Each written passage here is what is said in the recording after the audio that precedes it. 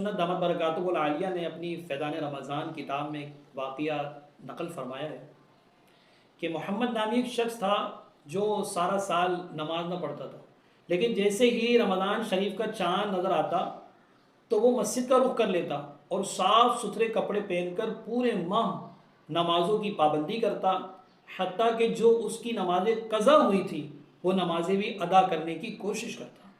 کسی نے اس سے پوچھا، ارے میاں یہ تو بتاؤ کہ تم پورے سال نمازیں نہیں پڑھتے، لیکن جب رمضان شریف تشریف لاتا ہے تو تم نمازوں کی پابندی اور ساتھ میں دیگر نوافل کی بھی کثرت کرتے ہو۔ تو اس شخص نے کہا کہ یہ رمضان توبہ و استغفار کا مہینہ ہے، یہ رمضان اللہ سے صلح کا مہینہ ہے، یہ رمضان برکت اور مغفرت کا مہینہ ہے، یہ رمضان اللہ رب العالمین کی رضا کو حاصل کرنے کا ذریعہ ہے۔ شاید اللہ پاک مجھے رمضان میں اس طرح کرنے سے رمضان کی ادب اور رمضان کا احترام کرنے کے صدقے بخش دے۔ چنانچہ بات آئی گئی ہو گئی، وقت گزرتا رہا، چند ہی دنوں کے بعد اس کا انتقال ہو گیا۔ اب کسی نے اسے خواب میں دیکھ کر پوچھا، ما فعل اللہ بک، اللہ تبارک و تعالی نے تیرے ساتھ کیا معاملہ کیا؟